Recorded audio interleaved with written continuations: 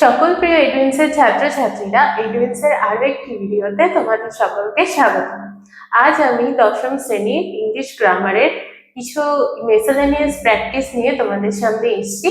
যেহেতু সামনে মাধ্যমিক পরীক্ষা, তাই তোমাদের প্রস্তুতিকে আরো এগিয়ে নিয়ে যেতে তোমাদের সাথে কিছু প্র্যাকটিস আমরা করব। তাহলে চলো দেখা যাক। ফার্স্টে কি দিয়েছে, নাম্বার 1 কোয়েশ্চেন কি দিয়েছে,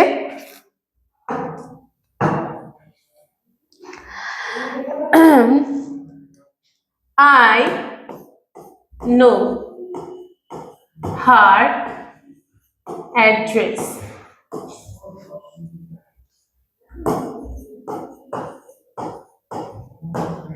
Turn into a complex sentence.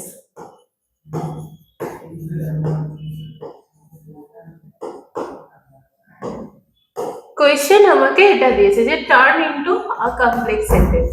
কিসে রয়েছে এই সেন্টেন্সটা? এটা রয়েছে সিম্পল সেন্টেন্স। এটা হচ্ছে কি sentence? Simple sentence. Simple sentence.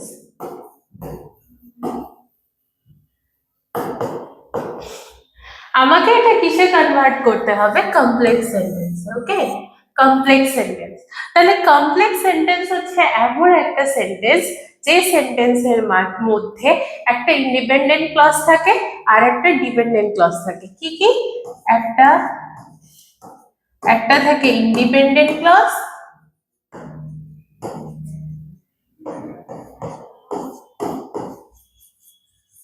আর একটা কি থাকে? Dependent clause.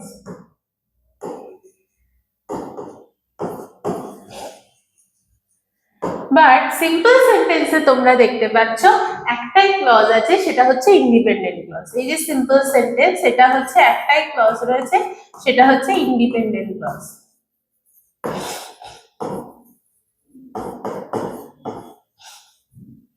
সুতরাং এই সেন্টেন্সটাকে যখন আমরা কমপ্লেক্স সেন্টেন্সে করব, তখন এমন ভাবে করতে হবে যাতে মানে কোনো রকম মানের কোনো রকম চেঞ্জ না হয়। মানে এই সেন্টেন্সটার যে অর্থ সেটা যাতে অপরিবর্তিত থাকে, কিন্তু আমরা যাতে কমপ্লেক্স সেন্টেন্সে রূপান্তরিত করতে পারি। অর্থাৎ সেই সেন্টেন্সে যেন একটা ইন্ডিপেন্ডেন্ট ক্লজ এবং আর একটা ডিপেন্ডেন্ট ক্লজ দুটোই থাকে। তাহলে অ্যান্সার আমাদের কি হবে? দেখো, অ্যান্সার হচ্ছে I know what her address is. Address is. আমি জানি তার ঠিকানা কি। তাহলে I know, এই যে I know, এটা কি বলতো? এটাই হচ্ছে ইন্ডিপেন্ডেন্ট ক্লজ। Independent clause. আর what her address is, এটা হচ্ছে কি? Dependent clause. Dependent clause. তাহলে দেখো, এই সেন্টেন্সের মধ্যে একটা ইন্ডিপেন্ডেন্ট ক্লজও চলে এসেছে, একটা ডিপেন্ডেন্ট ক্লজও চলে এসেছে, কিন্তু সেন্টেন্সটার যে আক্ষরিক অর্থ সেটা কিন্তু অপরিবর্তিত থেকেছে, অর্থাৎ আগের মতনই থেকেছে। তাহলে এটা কি হয়ে গেল আমাদের? Complex sentence. এটা কি হয়ে গেল? Complex sentence. Complex sentence. কেন কমপ্লেক্স সেন্টেন্স? যেহেতু দুই ধরনের ক্লজ এর মধ্যে উপস্থিত রয়েছে, কিন্তু যখন আমরা সিম্পল সেন্টেন্স করেছিলাম তখন কেবলমাত্র একটা মাত্র ক্লজ অর্থাৎ ইন্ডিপেন্ডেন্ট ক্লজ উপস্থিত ছিল। বাট আমরা যখন সিম্পল থেকে কমপ্লেক্সে করলাম তখন ওর মধ্যে ডিপেন্ডেন্ট ক্লজ আর ইন্ডিপেন্ডেন্ট ক্লজ দুটোই চলে এলো। That's why it's called complex sentence. বুঝেছো? তাহলে 1 নম্বর কোশ্চেন আমাদের সলভ হয়ে গেল। এবার চলো নেক্সট কোশ্চেনে আসি।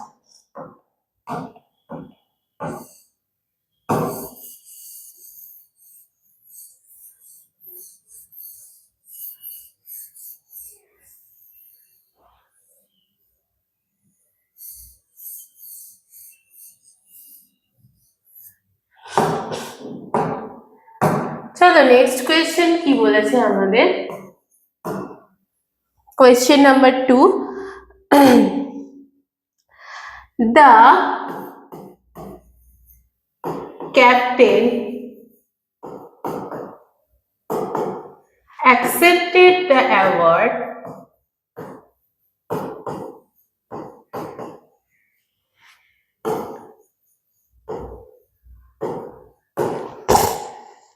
with dignity.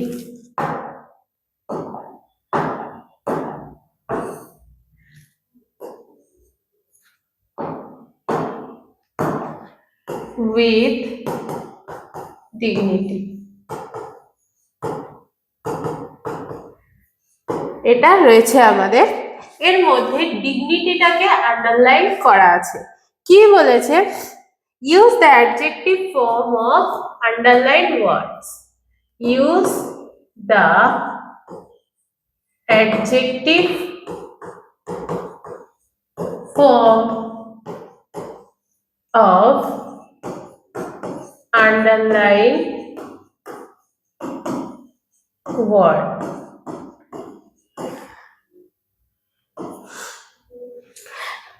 Use the adjective form of underline word.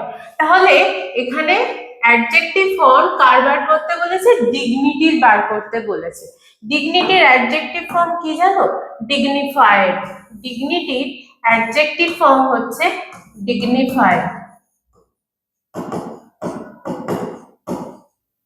Okay, dignified।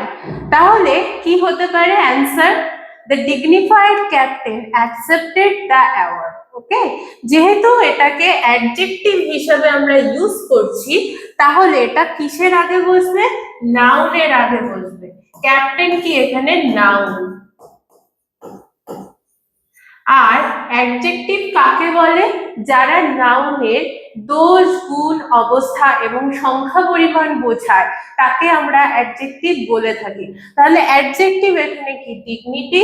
তাহলে আমাকে এমন ভাবে ডিগনিটির অ্যাডজেক্টিভটা ইউজ করতে হবে যাতে সেটা নাউনের আগে বসে। এখানে নাউনকে ক্যাপ্টেন, তাহলে কি হবে, the dignified captain accepted the award. তাহলে অ্যান্সার কি হবে, অ্যান্সার তাহলে হবে the dignified captain accepted the award.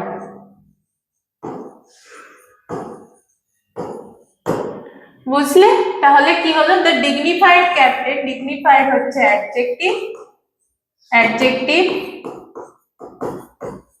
R captain হচ্ছে নাউন। অ্যাজ উই নো যে অ্যাডজেক্টিভ নাউনের দোষ, গুণ, অবস্থা বোঝায়, তাই ডিগনিফাইডটাকে আমি নাউনের আগে ইউজ করলাম।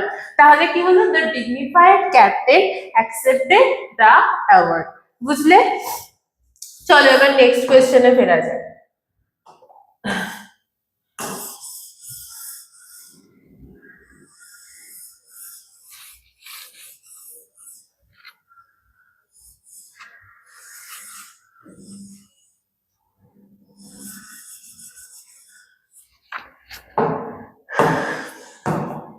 চলো কোয়েশ্চেন নাম্বার 3 কি দিয়েছে দেখো, the student was late, the student was late, he was not punished, he was not punished. কি বলেছে এখানে, join into a single sentence, join into a single sentence.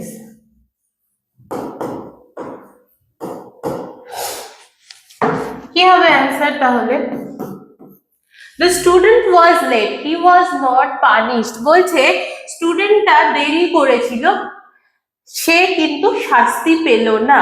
দুটো কিন্তু দেখো আলাদা আলাদা ওয়ার্ড, সরি সেন্টেন্স। এটা একটা সেন্টেন্স আর এটা একটা সেন্টেন্স। তাহলে দুটো সেন্টেন্সকে কিন্তু বিভিন্ন উপায়ে জোড়া যায়। একটা হচ্ছে কমপ্লেক্স সেন্টেন্সেও জোড়া যায়, দুই হচ্ছে সিম্পল সেন্টেন্সে জোড়া যায়, আর 3 নম্বর হচ্ছে কম্পাউন্ড সেন্টেন্সেও জোড়া যায়। তাহলে সেন্টেন্সে যে তিন রকম ভাগ, 3 রকম ভাগেই কিন্তু এদেরকে জোড়া যাচ্ছে। তাহলে চলো ফার্স্টে সিম্পল সেন্টেন্স দিয়ে স্টার্ট করি। সিম্পল সেন্টেন্স কি হবে দেখো, 3 রকম উপায়ে কিন্তু করা যায় সিম্পল, কমপ্লেক্স, কম্পাউন্ড। এক এক করে আমরা করছি। সিম্পল সেন্টেন্সে করলে কি হবে, despite being late the student was not punished. The student was not punished. Okay.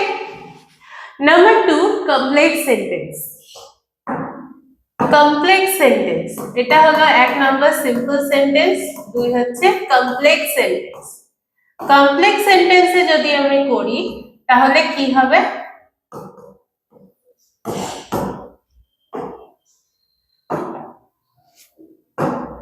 although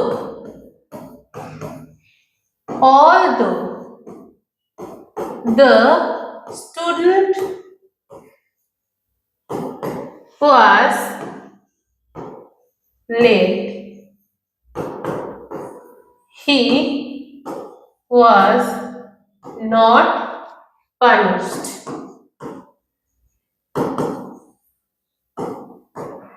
Although the student was late, he was not punished. যদিও সে লেট হয়েছিল তাও তাকে কোনো শাস্তি দেওয়া হলো না।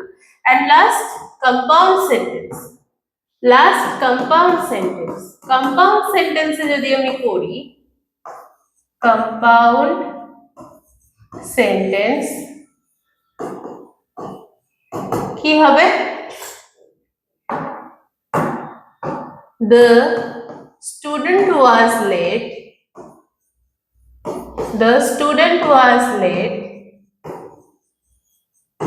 but he was not punished. Okay. The student was late, স্টুডেন্টটা দেরি করেছিল কিন্তু তাকে শাস্তি দেওয়া হলো না। তাহলে 3 রকম উপায়ে কিন্তু আমরা করলাম। সিম্পল সেন্টেন্সেও করা যায়, despite being late the student was not punished. Complex সেন্টেন্সেও করা যায়, although the student was late he was not punished. যদিও সে দেরি করেছিল তাকে কিন্তু শাস্তি দেওয়া হলো না। and লাস্টে কম্পাউন্ড সেন্টেন্সেও করা যায়, যে যদিও সে দেরি করেছিল কিন্তু তাকে শাস্তি দেওয়া হলো না। তাহলে আজকের ভিডিও এই পর্যন্তই। ভিডিওটা কেমন লাগলো অবশ্যই জানাবে। এরকম আরো কিছু শিক্ষামূলক ভিডিও পেতে অবশ্যই আমাদের ড্রিমস ইউটিউব চ্যানেলটাকে সাবস্ক্রাইব করবে, ফলো করবে এবং আমাদের যে ফেসবুক পেজটা রয়েছে সেটাকে লাইক, কমেন্ট, ফলো এবং শেয়ার করবে।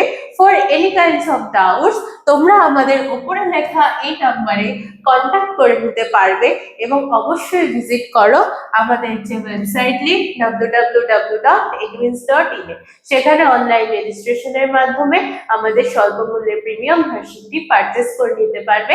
সেখান থেকে পেয়ে যাবে আর যে বিষয়ভিত্তিক চ্যাপ্টার ওয়াইজ স্টাডি মেটেরিয়ালস এবং ফ্রি এমসিকিউ টেস্ট, যেগুলির সাহায্যে তোমরা তোমাদের মাধ্যমিক পরীক্ষার প্রস্তুতিকে আরো এগিয়ে নিয়ে যেতে পারবে। ধন্যবাদ। Edwins, learn, grow, succeed.